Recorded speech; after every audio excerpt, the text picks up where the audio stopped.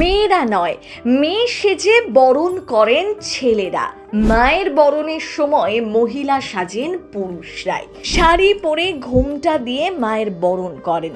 পৃথিবীতে এই একমাত্র মণ্ডপে এই রীতি প্রচলিত। ভদ্রেশ্বরের তেঁতুলতলার বুড়িমার পুজোয় এটাই যেন নিয়ম। দশমীর দিন প্রতিমা নিরঞ্জনের আগে মাকে বরণ করার রীতি। জানেন কি কেন এই অদ্ভুত নিয়ম? আমাদের বাংলায় নানা পুজো ঘিরে নানা নিয়ম প্রচলিত।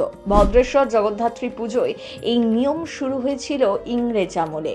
আজও একই রীতি মেনে প্রতিমা বরণ করা হয়। আপনি কখনো এমন নজিরবিহীন দৃশ্যের সাক্ষী থেকেছেন? কমেন্ট করে জানান আমাদের। তবে তার আগে চলুন বরং আজ এই নিয়মের নেপথ্যের কাহিনীটা শুনিয়ে দিই। সেই মহিলাদের মাথাটা বরণ করতে হবে।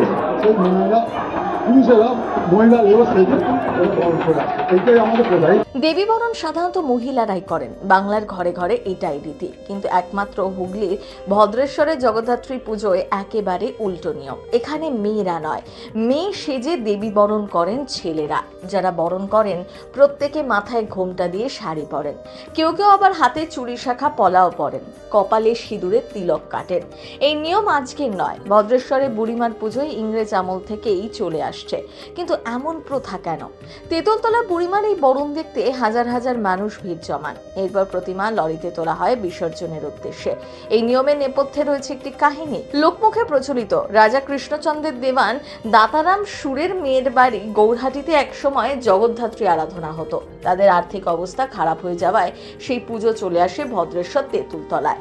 বাড়ির পুজো সর্বজনীন রূপ পায়। সে সময় বাড়ির মেয়েরা বাড়ির অন্তঃপুরেই থাকতেন।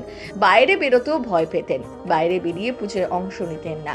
কিন্তু প্রতিমা বরণ তো মেয়েরাই করেন, সেই কাজ হবে কি করে? বিসর্জনের আগে এই পুরুষরাই কাপড় পরে মহিলা সেজে বরণ করা শুরু করেন। সেই প্রথা আজও মেনে চলেছে তেঁতুলতলা বারোয়ারি। জনশ্রুতি, ইংরেজদের সেনা ছাউনি ছিল ভদ্রেশ্বর গৌরহাটি এলাকায়। পরপুরুষ বিশেষত গোরা সৈন্যদের সামনে বাড়ির মেয়েদের বাইরে বেরোনোর অনুমতি দেওয়া হতো না, তাদের অন্দরমহলেই রাখা হতো।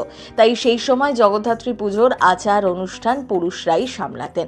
এমনকি বাড়ির মহিলারা যেভাবে বাড়ির ঠাকুরকে বরণ করতেন অনুরূপভাবে পুরুষরাও সেইভাবে করতে শুরু করলেন। সেই পুরনো রেওয়াজ আজও চলে আসছে।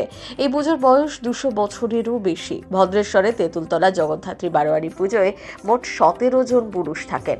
মূলত বিজোড় সংখ্যাতেই থাকেন তারাই প্রতিমা নিরঞ্জন, মাকে সিঁদুর পরানো থেকে যাবতীয় দায়িত্ব পালন করেন বিবাহিত নারীর বেশে। ভক্তদের বিশ্বাস, তেঁতুলতলা বুড়িমা ভীষণ জাগ্রত। প্রতি বছর এই পুজোতে দূর দূরান্তের মানুষ ভিড় জমান। মনে করা হয় মন থেকে কিছু চাইলে বুড়িমা কাউকে ফেরান না খালি হাতে। এই পুজোর বিশেষত্ব হলো আজও এখানে মহাযজ্ঞ করে ছাগ বলি দিয়ে দেবীর পুজোর আয়োজন করা হয়। প্রতি বছর 200 থেকে 250 বেনারসি মাকে দেন ভক্তরা। পরে সেই সব শাড়ি গরিবদের মধ্যে বিতরণ করা হয়। দর্শনার্থীদের জন্য ভোগেরও ব্যবস্থা থাকে। প্রথম বাংলা ব্যুরো।